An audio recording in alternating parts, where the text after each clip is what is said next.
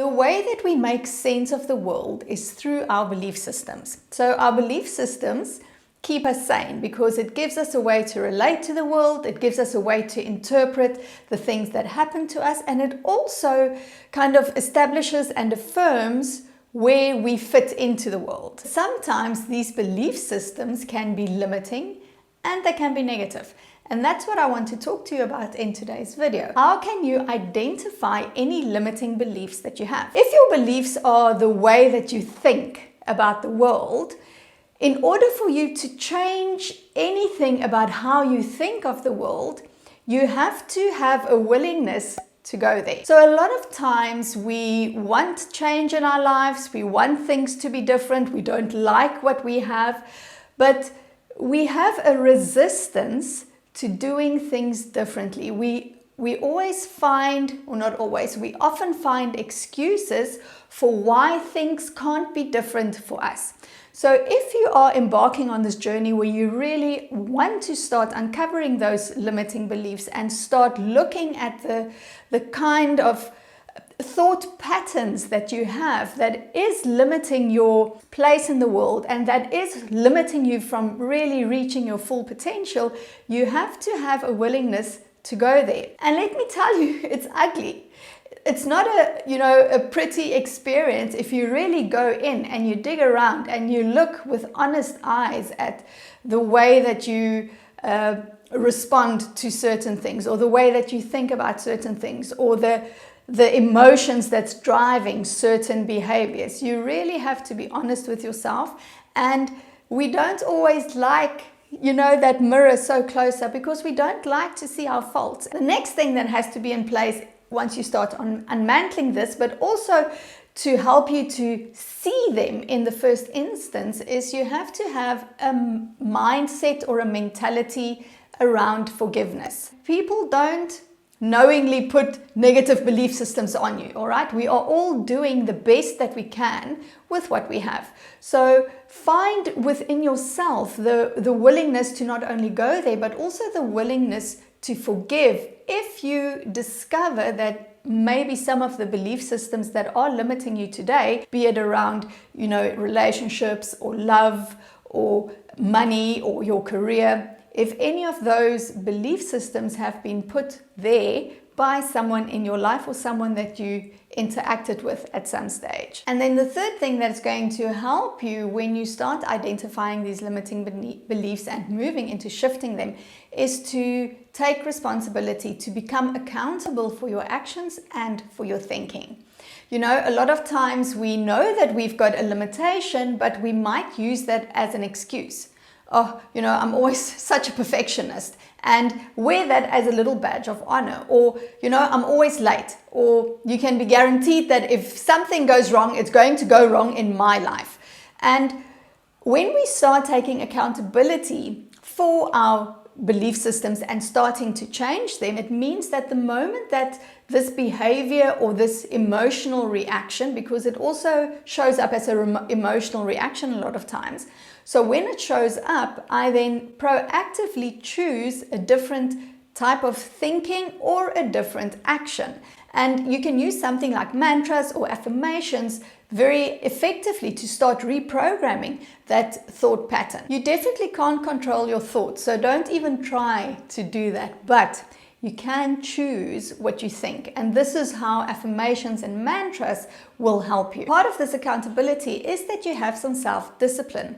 And I don't want to use the word willpower because willpower doesn't last. We use up our willpower during the day. So just relying on your willpower to try and change the things that you do and to try and shift these belief systems is not enough, because your willpower is going to run out.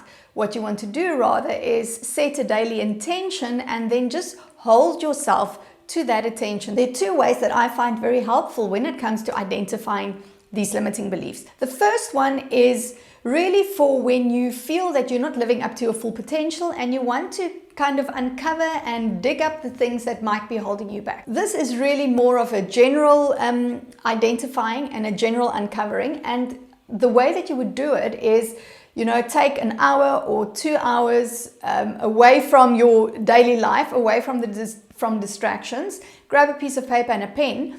And what you will do is really become quiet and start reflecting about how do you see the world. I find it quite helpful if you break it up into different categories, for example. So you'll just work your way through a list, and your list could be things like, how do I feel about the universe? How do I feel about other people? What do I think generally about love and sex and relationships and career and money and daily interactions and opportunities and success and failure? Go into each of these things and see, what is your general belief? Do you think opportunities are something that only happens to other people? Do you think money is hard to come by?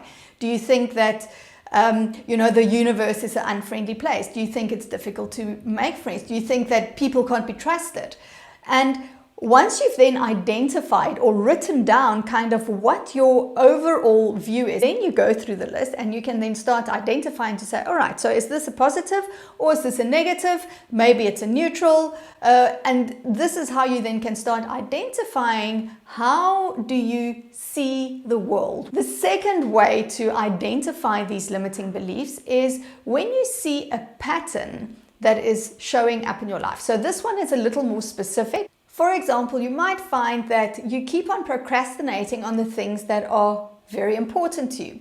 So let's say, for example, in your career, whenever you need to make a very important sales call or you need to make an important presentation, you always push yourself to the very last end, and then you go into deadline mode where you are then stressed out, and at the end of the day your sales call or your presentation isn't as successful maybe as you wanted it to be, or you looked flustered, or you forgot half of it that you wanted to say, or you sounded like you didn't have all your ducks in a row. This procrastination is backed by something else. So it would be then a good idea for you to go and sit down and say, all right, so what is it that is making me procrastinate? Where else in my life do I procrastinate? What price am I paying for this procrastination? So where have I been procrastinating and this has limited me, or this has caused me to lose out on an opportunity? And what you might find is that this procrastination is backed by a fear of some sort, because that is what our limiting beliefs look like. They look like fear of success. They look like fear of failure. They look like fear of criticism. So it's these fears that we have, and because we try and protect ourselves from the fear, we end up cultivating a type of behavior which is in fact self-sabotaging. So it's a bit of a catch-22. We're doing this to help ourselves, but in the process we are actually not doing ourselves any favors. Belief systems typically come from our negative experiences, but you don't have to let your belief systems that aren't supporting you run your life. I want to ask you, if you haven't done so yet, and these videos that I make, if you find them interesting, then I want to ask you to please consider subscribing.